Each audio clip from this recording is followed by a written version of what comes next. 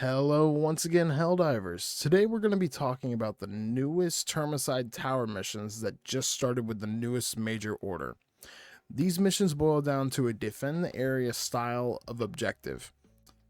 Similar to the Eradicate missions, but a little bit different because you're going to be working on defending a certain objective and not just staying alive. After you activate the main terminal at the center of the compound, you're going to have to activate 3 battery towers around the compound. There's a button at each one of these towers that will start a progress bar. Once the progress bar starts, 3 separate bug breaches will appear to the general area around the tower. You will have to defend the tower until the bar is finished, or the objective will fail if it gets too damaged from the bugs. We still aren't 100% sure if it is the damage only caused by the bugs or if it is also damage that you do to it as well. As of right now, the assumption by us is that any damage that you directly deal to the tower does not count towards the objective resetting. If the objective does fail, it does not mean that it is game over. It just means that the progress bar will be reset and it will need to be activated again. The process with the bug breaches appearing also occurs again anytime that you hit this button. On the higher difficulties, like difficulty 7 through 9, this means that chargers and bile titans can spawn in for the bug breaches as well. One of the most useful things for these missions is defensive stratagems. Any turret is a massive help in this mission type, as well as anything with area denial capabilities, such as the napalm airstrike or either of the minefields.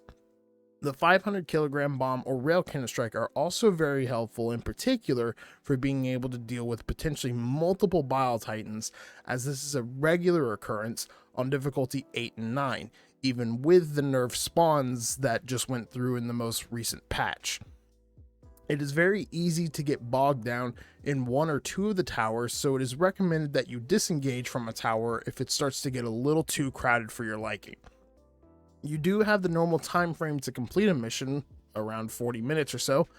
These missions are significantly more difficult though than the normal Eradicate missions, seeing as that you only get about 15 minutes for those. Definitely don't underestimate it when it comes to the higher difficulties for these missions in particular.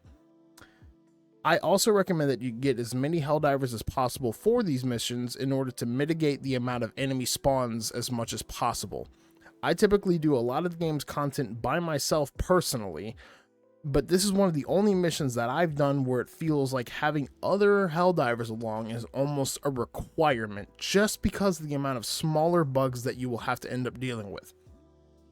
You are also probably going to need something that can fight at close range, because you can very easily get swarmed by multiple hunters, causing you to be slowed down and picked off by other smaller bugs, or a big one can catch up to you in these high intensity moments.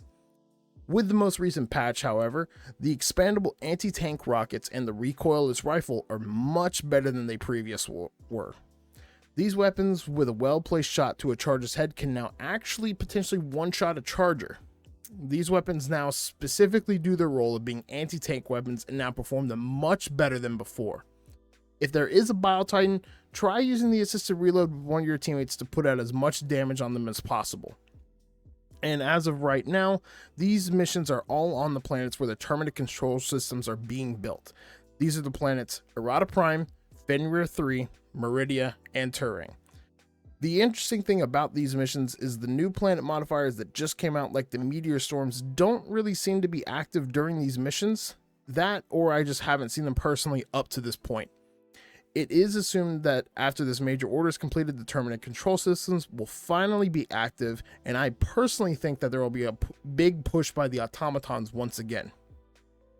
But that's basically all the information that I have for you guys today. Let me know if you guys have played these missions already. Is there anything that you guys have used that you think is very useful to completing these missions?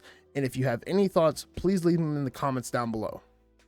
And also, one last little tidbit of information. The last few videos have been doing amazing, guys, and I want to say thank you from the bottom of my heart so much for that.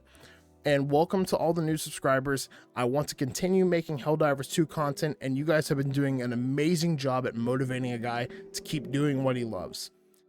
Any thoughts or concerns about the videos as well is greatly appreciated. Thank you guys so much for taking the time to watch this video.